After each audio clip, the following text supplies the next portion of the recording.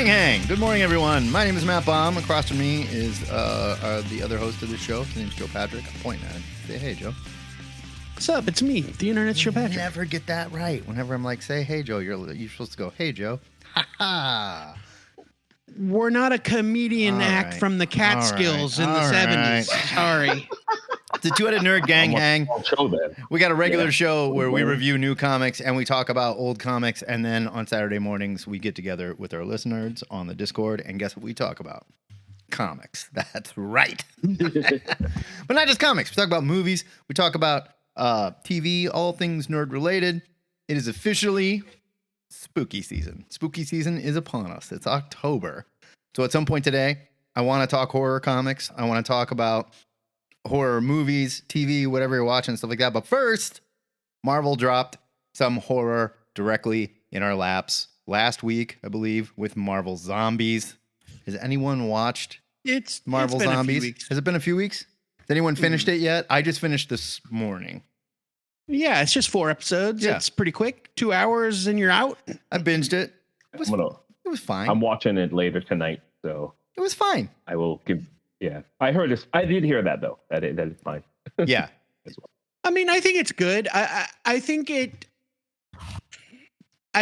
that it benefits from being focused on one topic that they did fairly well in the What If series. As opposed to other episodes of What If that I went back to watch and I found very meandering and unforgettable and forgettable. Like, I don't know, man. There's the one where Happy Hogan saves Christmas, and it's just like, okay, this episode is stupid. The animation is way better. The animation is far better than the What If animation. It's similar, but it's like they cleaned it up a little bit.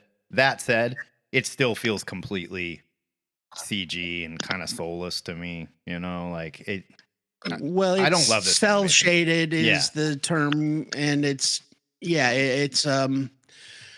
an animation style, and that works in some cases, and in some cases it doesn't. I do kind of wish it was more traditional animation, or as we've discussed on this show, I wish that they embraced the whole what if idea and had a completely different style for every episode. That would have been fun. I agree. I think. Go ahead, Damon. Did you guys notice I'm sorry. No. Go, please. Go ahead. Did you notice then that speaking of the animation style, 2 things. One, during the Infinity Stone scenes, I got a very strong Spider-Verse feel. Oh yeah. Right? Yeah. That dynamic kind of funky look that they introduced with the Across the Spider-Verse movies. I could see that coming through. And secondly, I'm with you, Joe, the cell shading stuff. It almost felt who was Ralph Bakshi style. Yes. So that's rotoscoping, that's where they take footage of real life people and then they create animations on top of that footage. Yes. That's why there's like Fire and Ice and heavy metal and things even the Lord of the Rings cartoon. Exactly. They look. There's a realness to the movements of the characters that can be off-putting if you don't know what they're doing. Yes, but did you notice also that going back to the Infinity Hulk scenes, when he's under direct bombardment, that's the case in my mind. This example, it looks like they shifted away from the cell shading technique they used throughout the series, and it was almost more traditional animation, and it looked so good. Yeah, I agree. So good. They did. It was flashes of brilliance. When the Hulk was underneath that ray of light, right? Yeah, they did it a few times in the show. They did it also when Thor showed up and stuff like that. They would cut away and do something slightly different with the animation, and I was like, that's really neat. But maybe just do the whole thing like that. I don't know. I'm over this animation. I'm kind of over it. I don't love it. I mean, I think it was a fad, and now that the fad is done. Yeah, they were kind of locked in because of What If, but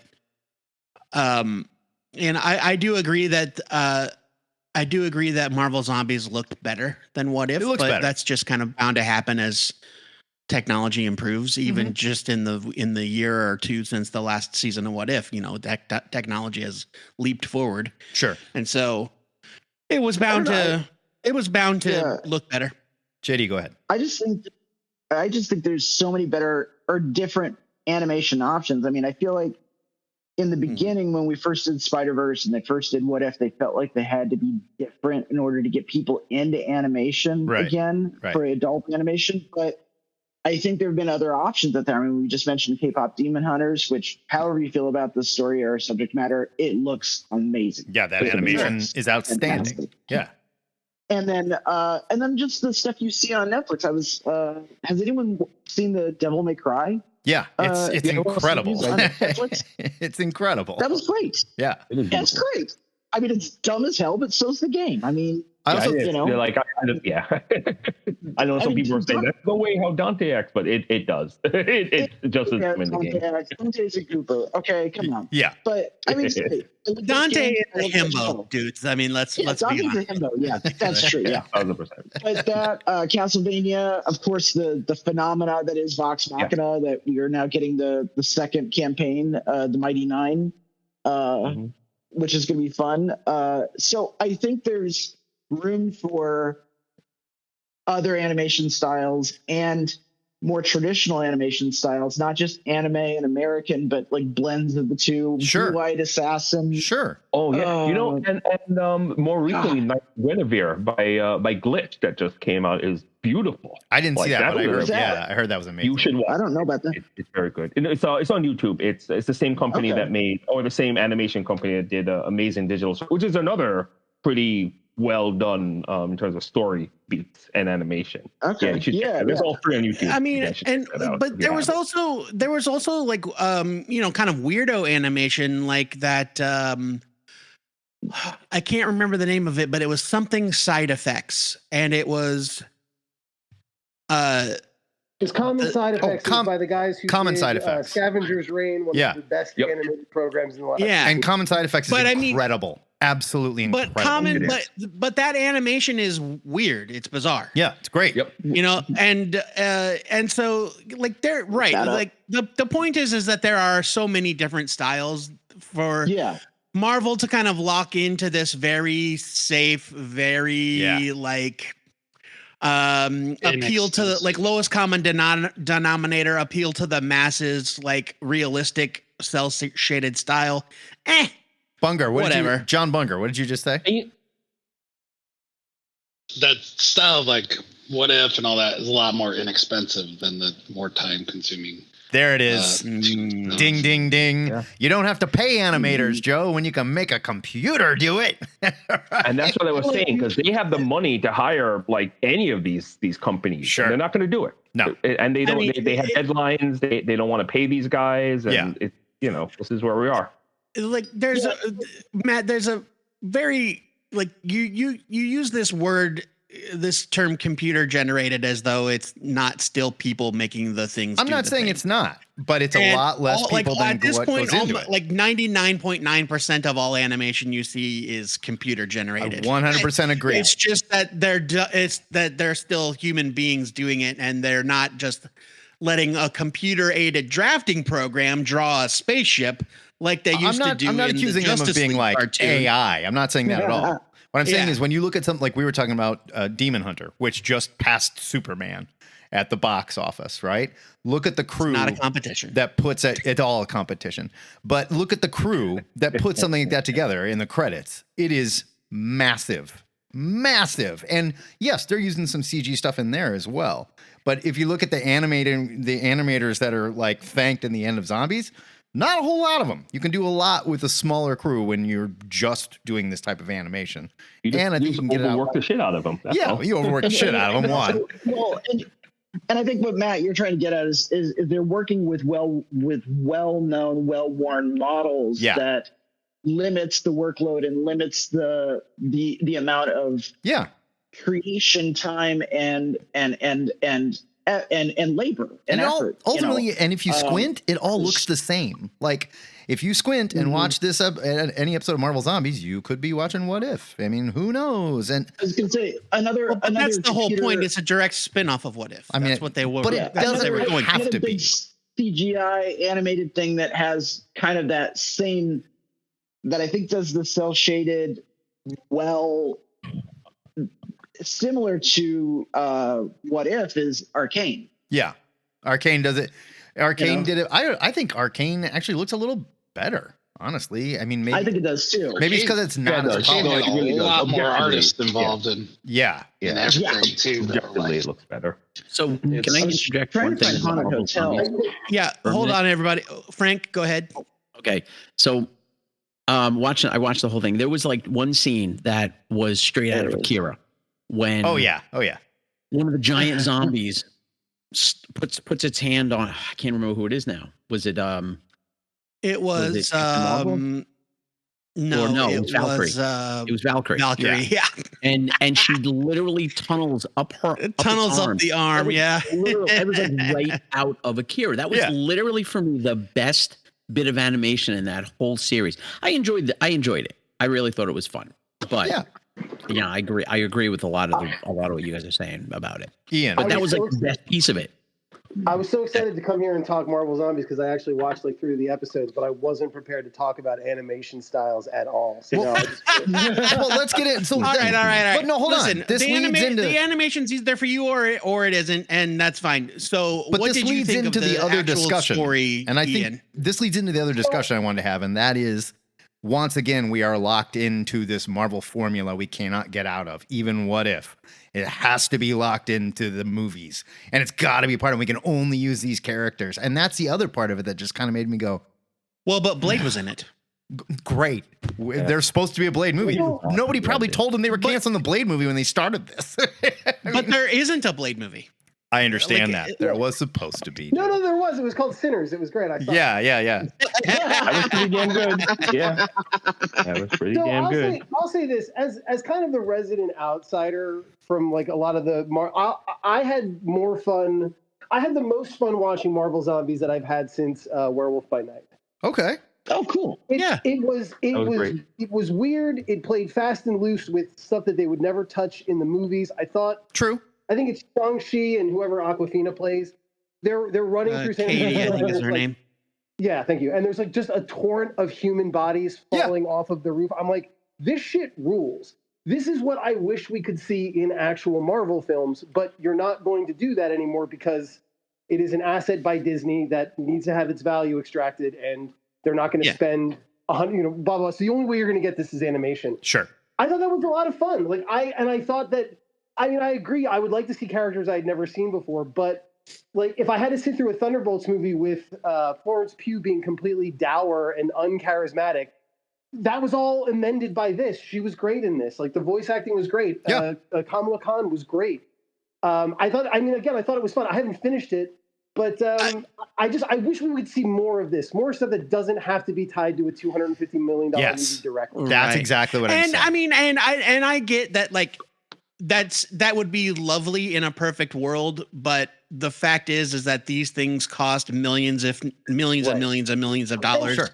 and thousands of hours of people's time. And the other thing is that they bought Marvel for $4 billion. Right. They have extracted that value, and they're not going to. I mean, they made their money back in 4 movies. Exactly, and I think they're realizing that the lifespan of this IP is starting to dwindle, and you're going to see obviously you're seeing less films, you're going to see less attention and care paid to these things because they're just here to generate money for Disney, and that's it, and they're going to be used by how effective they are at that. Yeah, and we can sit here and we can go, man. Like, honestly, if I had my druthers and they're like, Matt, you're in charge and you got to make Marvel Zombies, I'm going to say, okay, let's not have to do anything with the movies. Drop them right into the Marvel Universe today with the characters as they are in the comics and go Marvel Zombies and just freak out with it. And let's have fun with it and put all these characters that you can't believe are there and do it in a wild animation style. So it's like a whole new thing and it looks like a horror and that would be fun. And people would probably be like, well, there aren't any characters in the movies in it, so I didn't care and I didn't watch it. I don't know. There was also stuff that was visually surprising in Marvel Zombies, and you don't see that a lot in superheroes anymore because it's so well tread. Like, I punched a guy through 3 buildings. I've seen it a half dozen times. Sure. But like seeing the top half of Captain America's body, just tear through an air duct with glowing eyes. I'm just like, oh, that's fucking. It was fun. There are definitely parts of it that were fun. A lot of fun. I think I just feel numb when I watch them because they're not like even this, which you're right. They are pushing some boundaries. It's still just like more of the what if stuff. Which is connected to more of the movie stuff, and like just feels like we can't break. Yes, out of it. but some people liked What If, and that's cool. And I think that Marvel Zombies is a much better version of What If. Sure, because they focused on one story, they took time to flesh it out. Agreed. Like and now I do wish one big thing that I wish is that there was more of some sort of recap. Because they lean really hard into the fact that you watched What If and you might not have. Like, why is Scott Lang's head in a jar and wearing Doctor Strange's cape? These are things that could have been answered in the Marvel Zombies show and were not. That said, I'm not mad at it. I was able to keep up. It's like I've been reading comic books my whole life. My whole brain is wired and primed for that sort of weirdness. I forgot that was a thing in that first What If, and it just rolled right off me. I was like, oh, that's what we're doing here. So I was like, okay. Yeah. But I liked it. Like I liked that it built on that story. I liked a lot of the ideas. Like Mosaic Fan Art said it's a Young Avengers Shang-Chi Thunderbolts movie. Yeah. And I thought that was awesome. It's like Shang-Chi and Aquafina in the first 5 minutes of the Borderlands game. Or Mad Max Fury Road, or what, pick your metaphor there.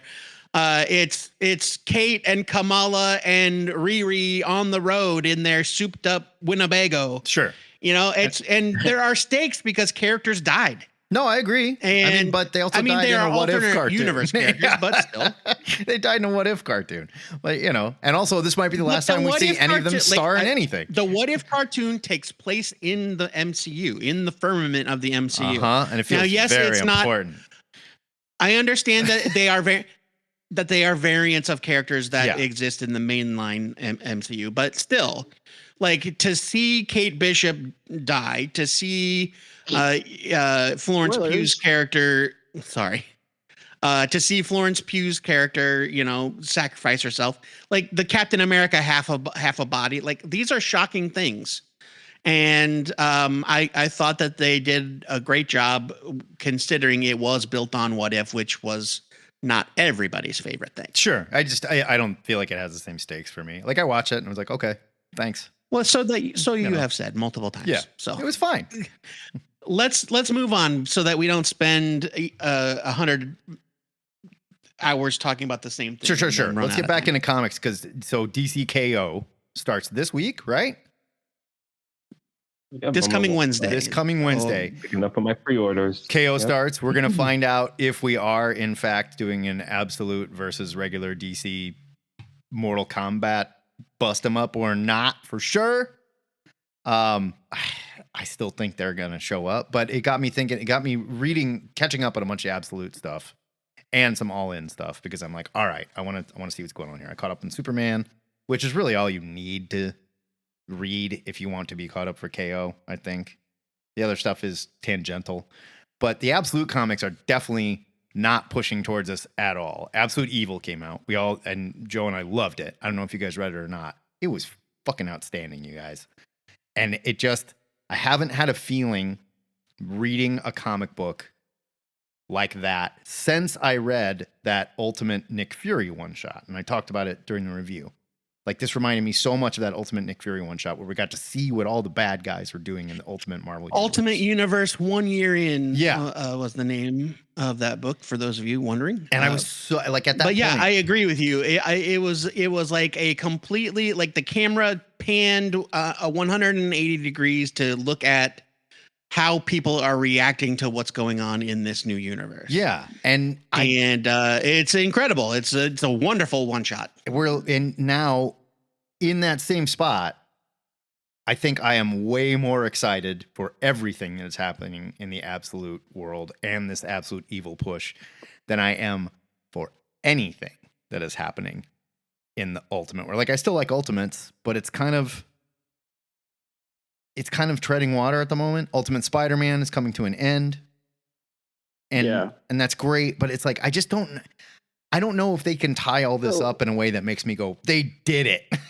Like, they knocked it out of the park. Am I alone here?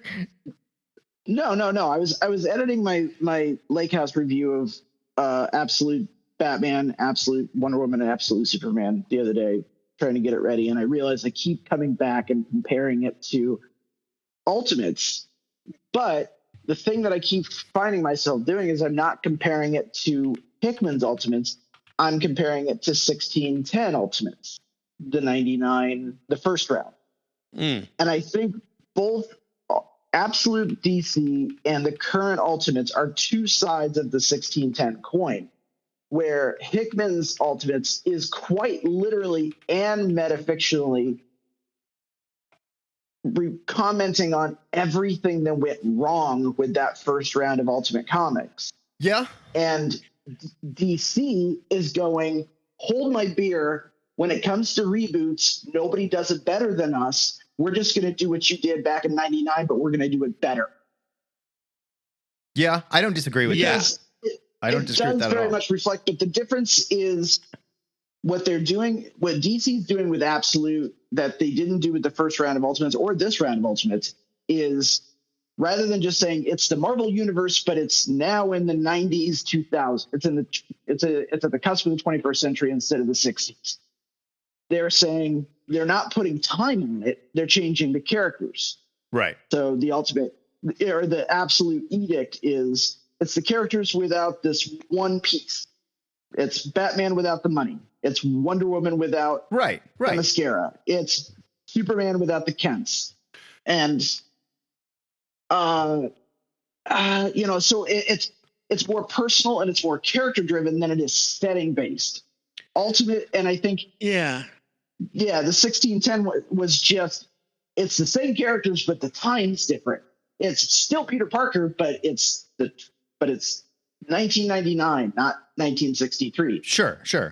Heckatron, I see you off. I would argue that the big difference for me is, like, when you look at those, like when you look at the Absolute universe and you say, like, all right, well, it's like Bruce Wayne without the money.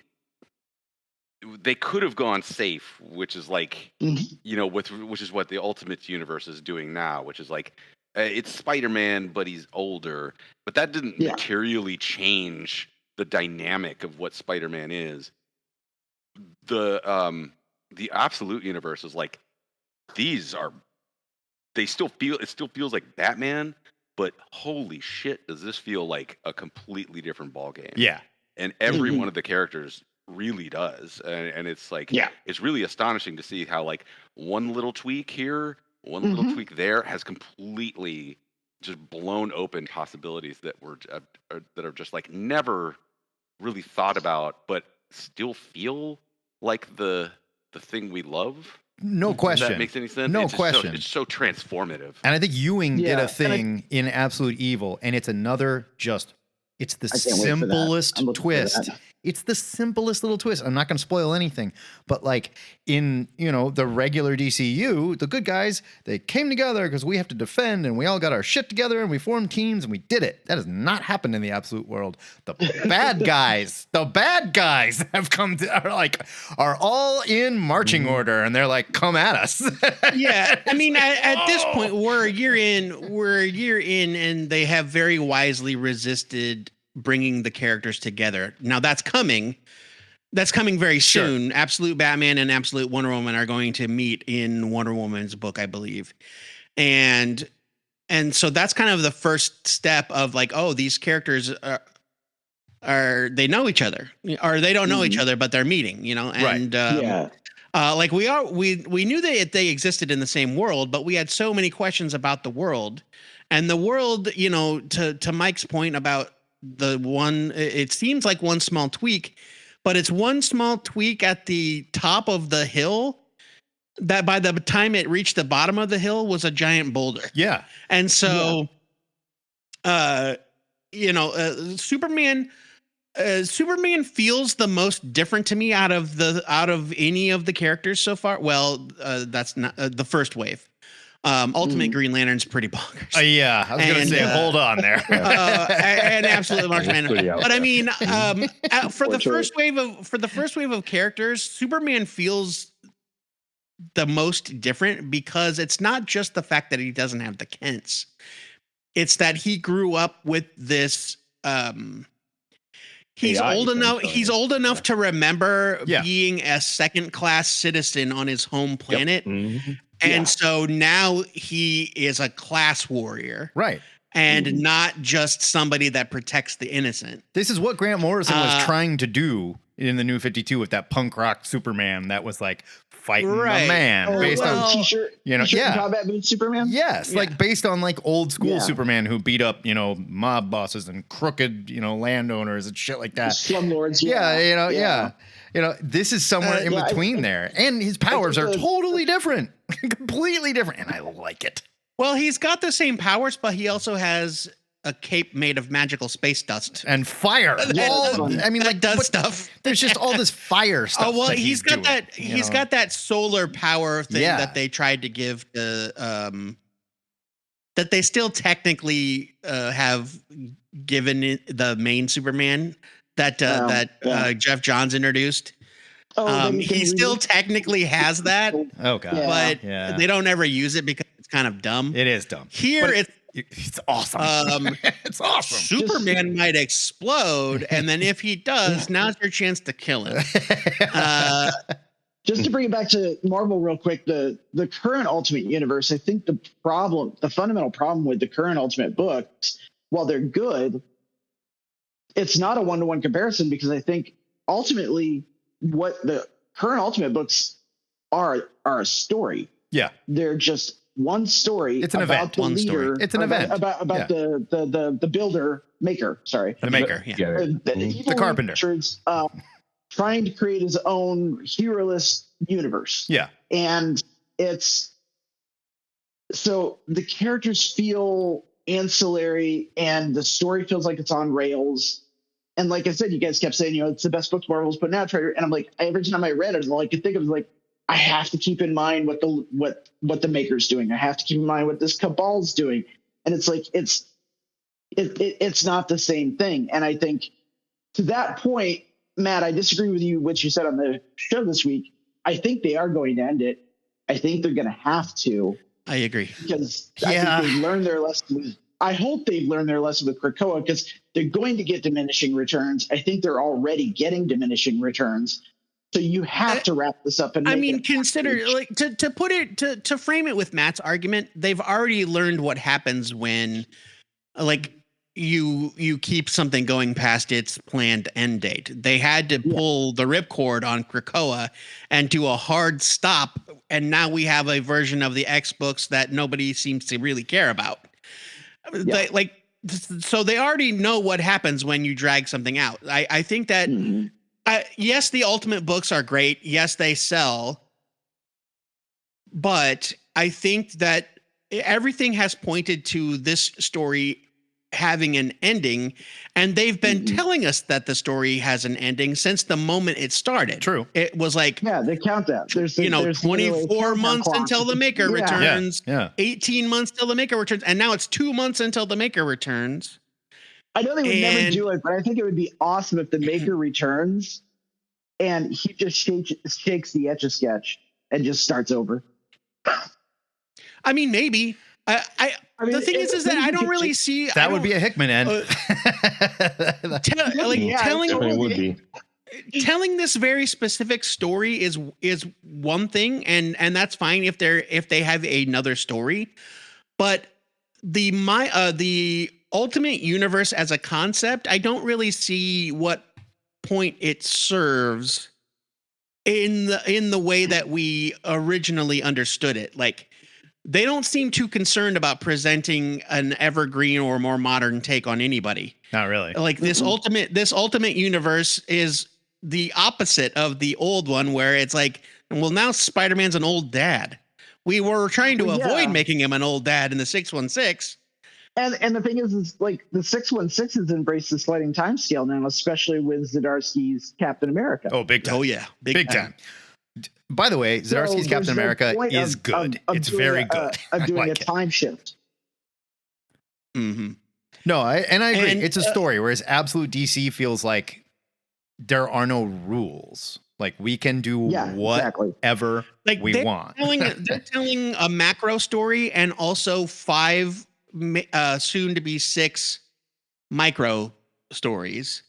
And they're weaving in and out of one another, but you can read any one of the individual books and not care about what's going on with DCKO or Absolute Darkseid or whatever. True. Well, I want to shift gears real quick since we're kind of talking about it. We're dancing around it. To answer Matt's original question, the Absolute Universe rules and the Ultimate Marvel. Well, Ultimate Marvel, I think, is still good, but I don't think it's as much fun. Yeah, they know. We know that. I want to hear from them. Two completely different things. Yeah. But I want to talk about the Justice League Omega Act one-shot that came out this week, because some of the guys were talking about it in the chat. So spoilers for the Omega Act one-shot from Wednesday. I am not 100% sure. Maybe Brian knows, but I don't remember them ever announcing this was happening. And so it felt like maybe something that was a surprise. Like, now that you've seen the twist, here's this one shot. And I don't know if that's the case or not, but it certainly felt like it came out of nowhere. We didn't even see it on shipping lists at first. And so it's essentially a primer for those of you that need one to read before DCKO that explains what's been going on with the Legion of Darkseid and Booster Gold and the Time Trapper.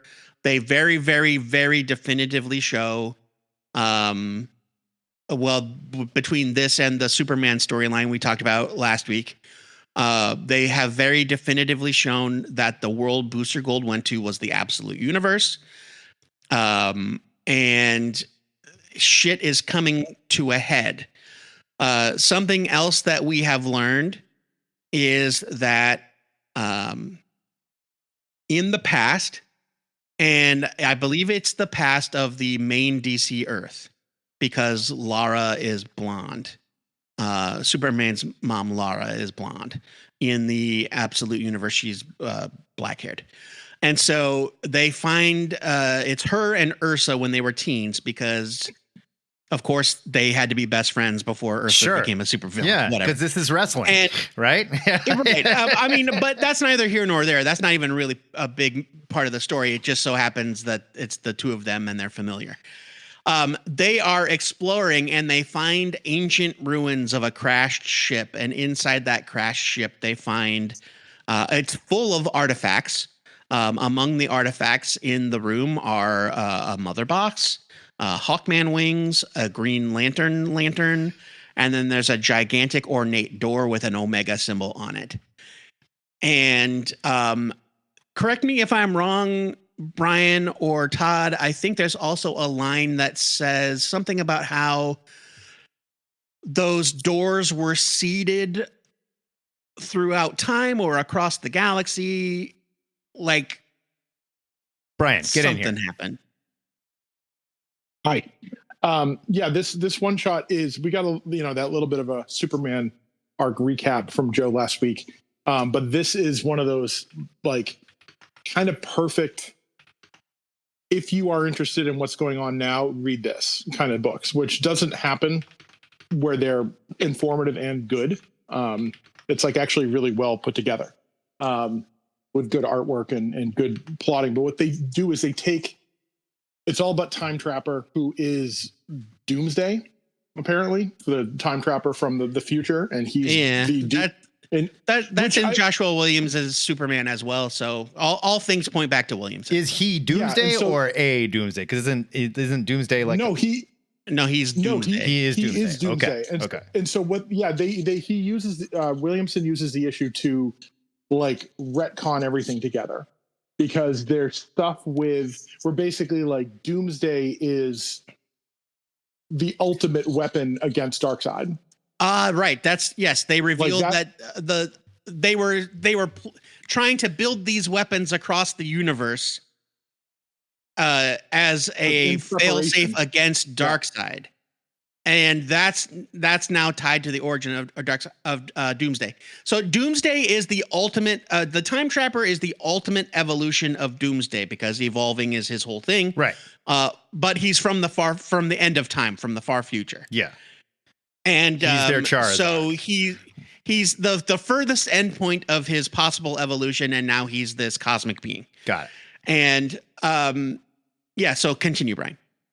Yeah, so they basically it's told in two parts, where you've got Lara in the past discovering this like treasure room, and they encounter all these like weird Doomsday dog things. And they fight them off, and there's stuff. It's like it's the past and then the present, where Time Trapper is telling Booster like, this is what's going on. Like it's a lot. It's like exposition, but it's like it's buttoning everything together in a like, now do you get it? Like this is what's going on. This is why this is happening. This is why you're here. This is why the Justice League was not in the right place at the right time. Like all of this stuff is happening because it all goes back to like the King Omega being Darkseid, like the KO, like the King Omega. And they have a flashback scene of that Time Trapper's telling of when back like the murder of Superman, Darkseid fought Doomsday in that time. It might have been, I think it was in one of those Dan Jurgens reunion kind of book things where they did those like follow-up stories. Superman Doomsday Hunter Prey is right. Dark is Doomsday on Apocalypse. You just blew my mind. I was sitting here thinking, well, I don't know what KO means still, like DC KO means. Yeah. And now I'm like, oh, King Omega. Yeah, so it's one of these things like if you're up for this, like if you're interested at all, when you get to the end of the issue, it's like, okay, good. Like I am up to date. Like I have everything I need to know. I didn't super care about the fighting thing, but now you can see it. Like you see the whole structure of everything. And during that fight where Doomsday's on Apocalypse and he's fighting Darkseid, like Darkseid, they showed Darkseid's dialogue where it's basically like, no one's ever been able to do this. How are you defeating me? Like, because he's just like this killing machine. And Doomsday's like, what? Or Darkseid's like, wait a minute, like you're formidable. Like this is a problem for me. And it's like, it's all part of that thing of like, yeah, he needs to. It's not like this is like a 30-year long game, but it's like they went back and connected these things together. They found some disposable shit and they added depth to it. Sure, which is Jeff Johnsing, right? Jeff Johnsing, magic of the universe and the continuity. So Matt, definitely read this before KO, because it kind of where the previous arc, that Superman arc, sets it all up. This like was basically that was like the gathering of the silverware, and then this issue like lays out the whole table and says, okay, this is where everything is. This is who everybody is. This is why you need to care, and then you can go from there. And I still don't understand. Joe hated it. I still don't understand. Joe hated it. I still don't understand the tournament structure. Joe, you called this a wet fart. I did. I was very harsh on it in my review because I was annoyed that it just seemed like a recap of events that DC should have given to readers in a different, like presented it in a different way rather than charging them $6 for it. I think like you did read the Superman arc. Like I think if you weren't reading Superman, I think though, but I also said it's a skim it. And if you only want to read one comic that gets you prepared for DC KO, this is the one to read. Okay. I also missed and King I Omega. stand by that. I do stand by that. Now, Matt, I think that you should 100,000% catch up on Superman, or at the very least skip to the I did catch up on Darkseid Superman arc. I did catch up on the Superman. The Legion of Darkseid 3-issue arc is brilliant. I did, and it's great. But I will say, just from what Brian laid down, I still don't feel as prepared as what he just told me goes on in this book. At the King Omega thing, totally lost on this dumbass too.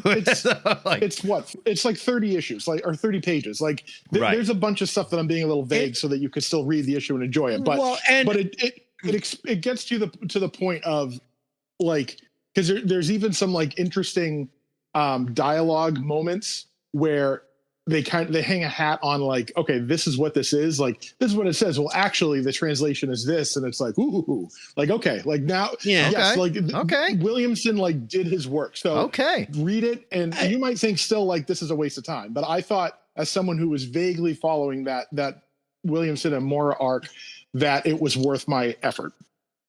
And I will say that, like, Matt, you are prepared, but the thing is that all of the preparation has been spread over 4 or 5 years worth of comic books that you've read and maybe even forgotten. Like, since Williamson started doing DC Architect shit with like Infinite Frontier and Dark Crisis and this and that and the other thing, like, Williamson is building on his own mythos that he has created. Right. He's also incorporating shit that Wade has done. He's also working closely with Scott Snyder and those all Absolute guys. And so it's something that's been building for quite some time. And so you've probably read most, if not all of it. But the Omega Act one shot says, now you've seen all of the jigsaw pieces scattered out on the table. Here's what it looks like when they're all put together. I feel like I do want to jump back in real quick and connect the two topics that we've been talking about. Go. One reason why I think that the Absolute Universe has been really, really working is because it's materially connected to the mainline DC universe. And so it feels more consequential than what Marvel is doing, where we don't really know how this is going to like wrap back in, even though it started as part of the mainline thing. And so it's really interesting and has me like reading more DC books, even though I like the Absolute books more right now.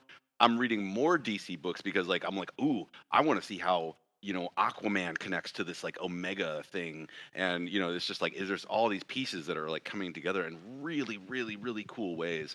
And I'm actually more excited after this King Omega stuff to see how that leads into KO, because now I'm like, okay, well I thought that was gonna be dumb too with the tournament thing, but like, oh, I think they got some shit for us. Yeah. So and that's really cool. That's what I was saying a couple weeks ago. Everyone was like, no, it's going to be stupid. I was like, I don't know, man. I think they might be onto something here. Well, now hold on. A week ago, yes. But 2 weeks ago, you were with us when we were saying it was stupid. No, I wasn't. I was against all of you. I was 100% right. No, you were not. Usual. You were like, fighting tournament. That's fucking dumb. Wrong. I remember him saying he wanted to see some action figures smashed together. Yes, I did. Time out. Everybody knows Matt Baum cannot resist a fighting tournament. All right. Bloodsport is like one of my favorite fucking movies. That movie sucks. I know that if somebody can check the record, there will be a record of you agreeing that DCKO is kind of a lame thing to follow up this huge buildup. Could be, but that was before. That was before we knew how things were coming together, how we knew how things were working. Like, look, the Superman arc, we know the big question after DC All In, the special, was, did Booster go to the Absolute Universe? The answer is 100% unequivocally yes. The Absolute Evil one-shot went into great detail about how the essence of Darkseid formed that universe. I'm not going to say anything more to that. You should all 100,000% read Absolute Evil. It's brilliant. Yeah, it really was. It was amazing. But it's like, it's another huge piece where like there are now characters in the Absolute Universe that are like, guess what we discovered about the world we live in? Mm-hmm. It's some shit, let me tell you. You also have a group of terrorists running around with Superman called the Omega Men. That's true. What's going on there? I've been waiting for the shoe to drop on that one because of all the Omega equals bad thing. Right? It has to, right? But the Omega men seem like good guys. I don't think they know. So we will see. I don't think we know. I don't think they know. Like, I think they think they're... You know what? I think you're right about that. I think because wasn't there something about like they're getting messages from a mother box or something? Like they think it's a father box. They think it's a right, yeah. And they use boom tubes.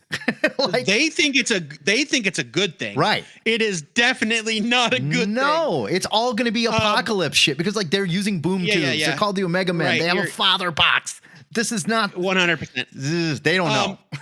But so the Legion of Darkseid arc in Superman is Saturn Girl, evil Saturn Girl, explaining the entire history of the Legion of Darkseid to Superman and Superboy Prime, and very much in the same way that the Legion of Superheroes that we know was inspired by Superboy or Superman, and they became a force for good in the galaxy, yada, yada, yada. The Legion of Darkseid was almost compelled by the essence of Darkseid to come together for the forces of evil. And not only were they also inspired by the absolute Superman, they don't just think he's an inspiration, they think he's a god. Yeah.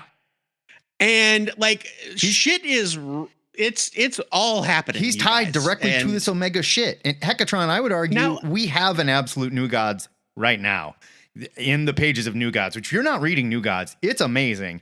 But there is nothing in that book that would surprise me less than if the New Gods can just waltz back and forth to this absolute universe.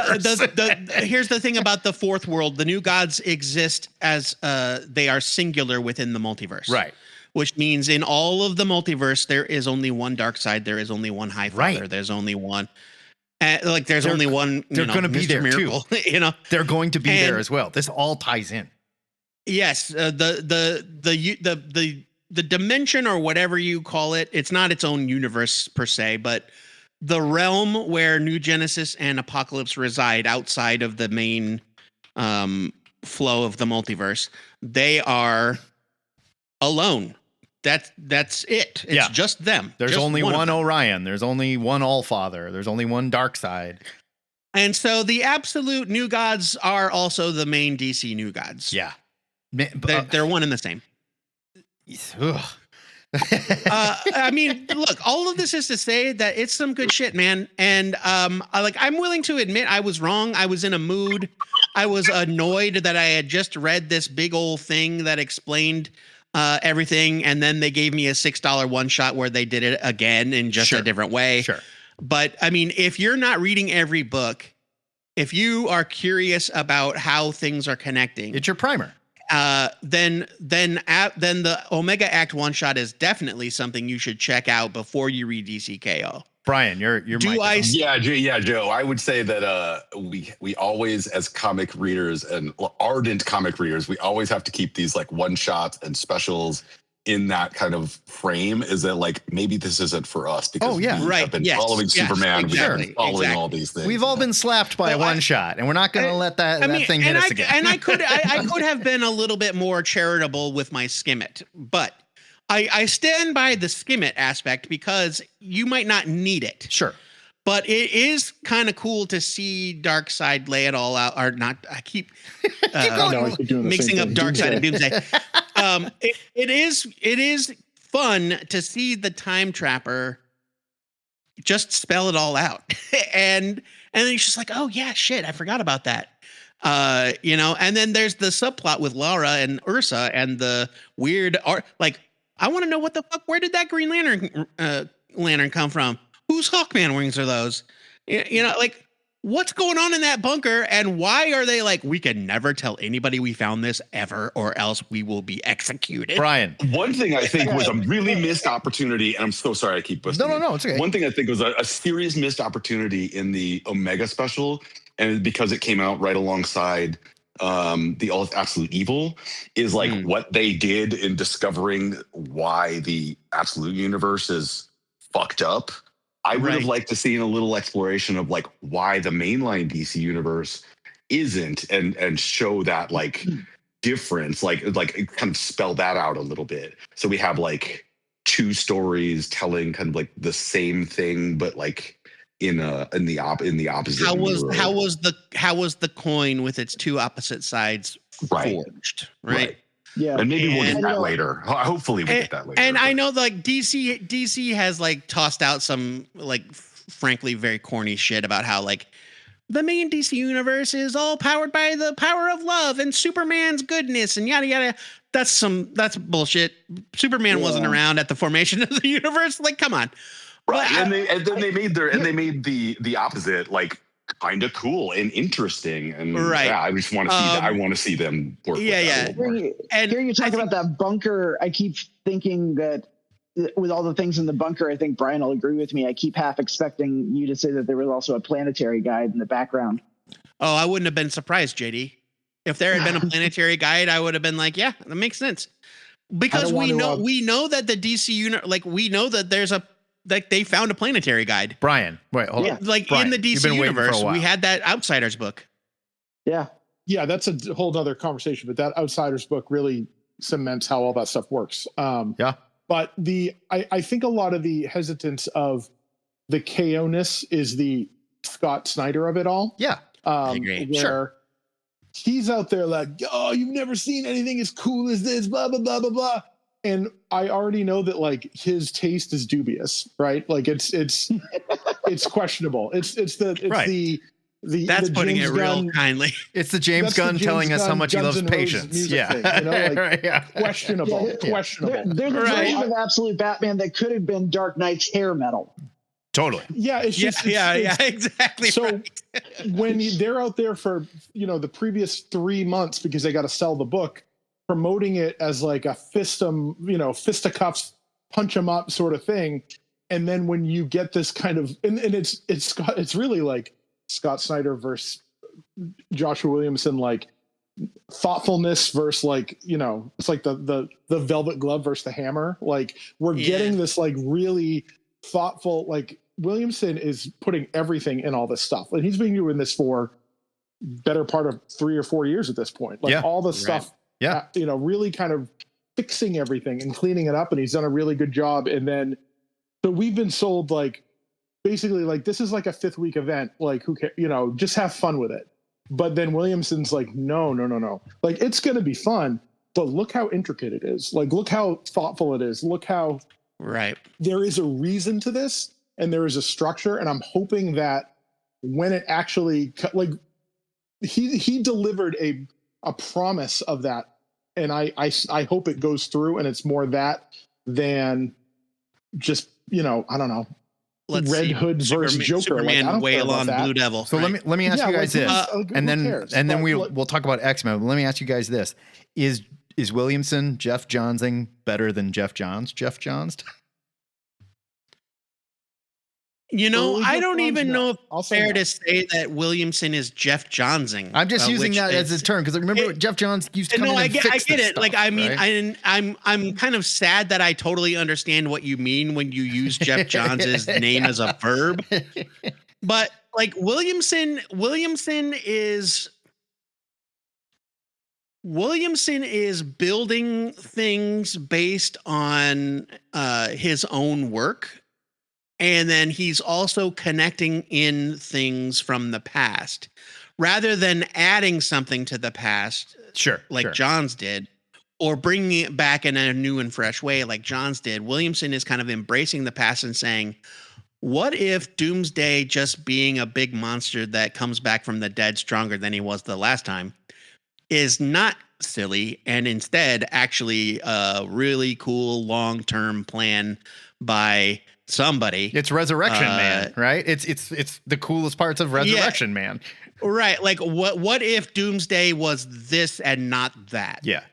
What if this absolute universe was inspired by bad stuff instead of good stuff? And Scott Snyder is over here going like, what if Superman had brass knuckles made out of tiny little suns?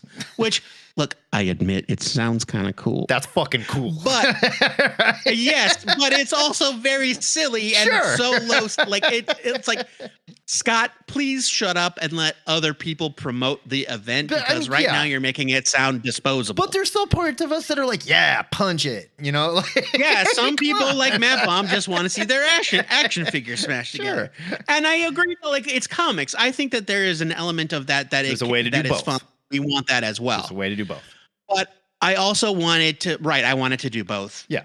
And to Brian's point, I hope that it does both in such a way, in a smart way. Right. So that Superman punching somebody with his sun hand means something instead of just looks cool. Okay, Mark Stern and I want to talk about X-Men Revelations. We got a few minutes left. Yeah.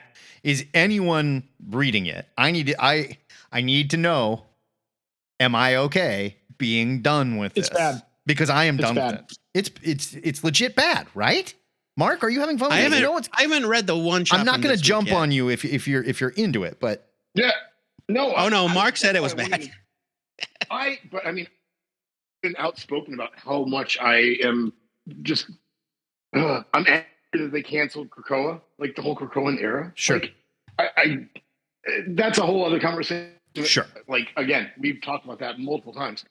But this is what they canceled it for? I think that's where I'm at. I'm not angry that Krakoa necessarily went away. I'm angry that it went away for this.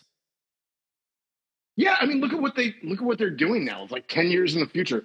Okay, so now like the X-Men or the mutants have like this lush green like not paradise, but they're living in the jungle. Yeah. You know, what's that sound like? The humans are not in this area. What's that sound like? Right. And there's internal conflict. What does that sound like? 10 years in the future, they recreated Krakoa. Yeah. Thanks, Brevoort. Just in the United States. Right. Yeah. And if you're into it, there's 13 miniseries you can follow.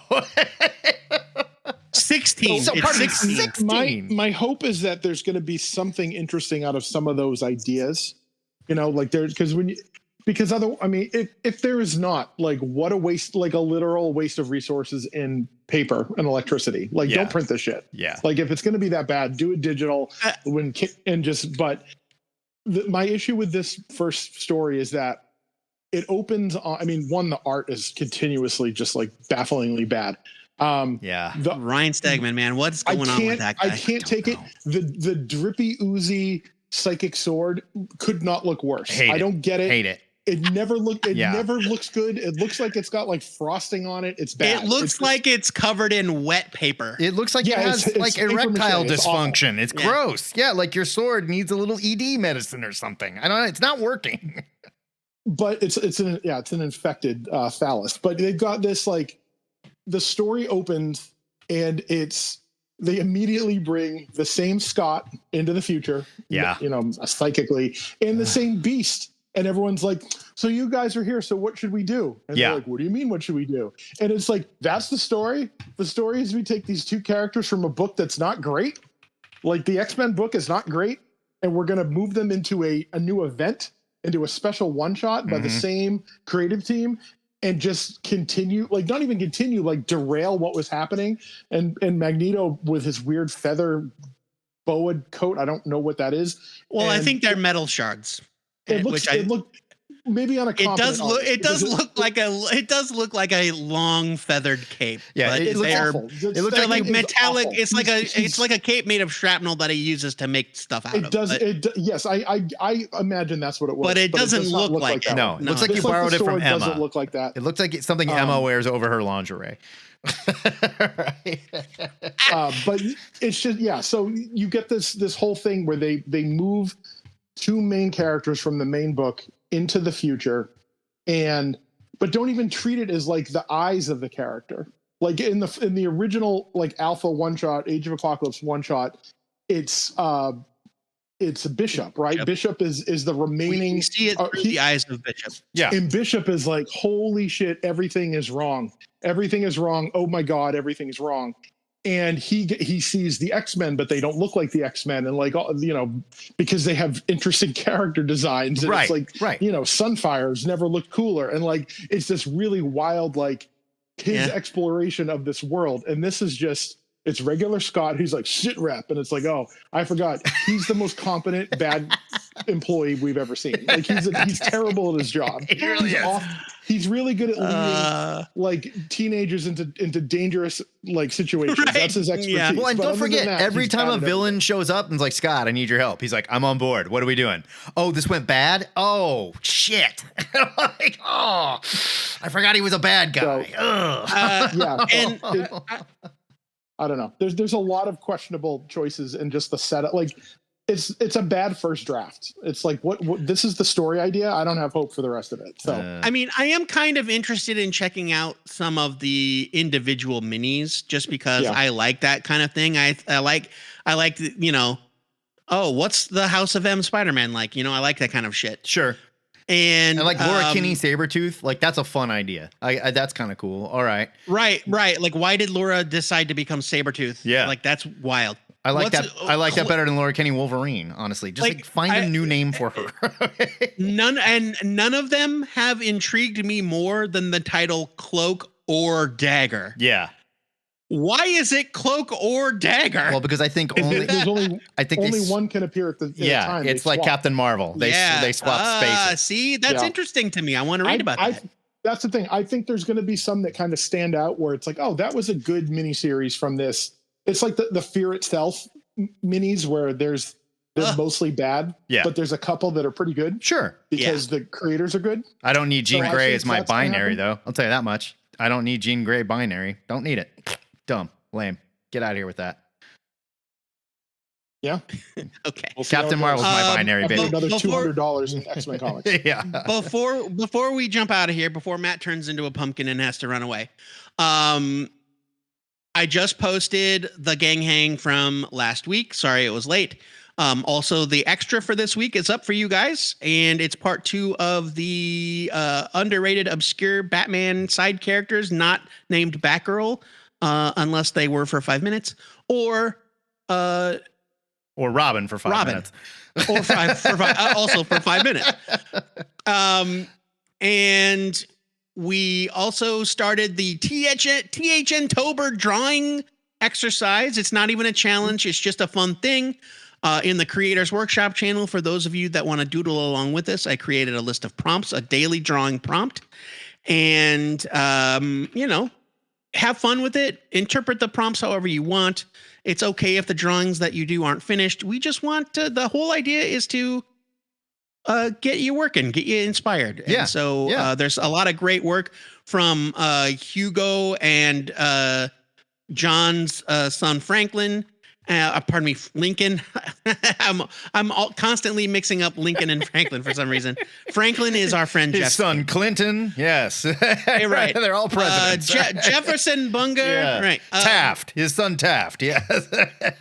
Frank is doing some good work. Joe Reynolds is doing some good work. So get in there and doodle along with us. I'm doing some fairly mediocre work that I'm not fishing for compliments. Do not disagree with me. Oh, Joe, it's so good. What do you mean? Come on, no, that's not what I was after. I was mad at my drawing from last night, but I literally had to stop or else I wasn't going to get it posted. Everybody play along, though. Everybody play along. No. It's super fun. Homework, guys. Next week, we're going to talk horror comics. We didn't have time to do it today. Next week, let's talk horror comics. Come back. We also didn't talk about the Peacemaker at all. So we're gonna let's give everybody a chance. But next week's the finale. Yeah. And so we'll have lots to talk about the whole season. Sure. Yeah, we can next week we'll do a season closer on Peacemaker, and I want to talk horror comics. I want to know new stuff that's coming out that you're loving and favorite old school horror comics that you revisit around this time of year. Let's do it. And then we will also check in with DCKO to see if it is a train wreck or if it's secretly awesome. We're going to find out. About to pick that issue up now. We're going to find out. All right, let's get out of here. We got college football to watch. My name's Matt Baum. I'm the Internet's Joe Patrick. Twitter nerd. Signing off, yo.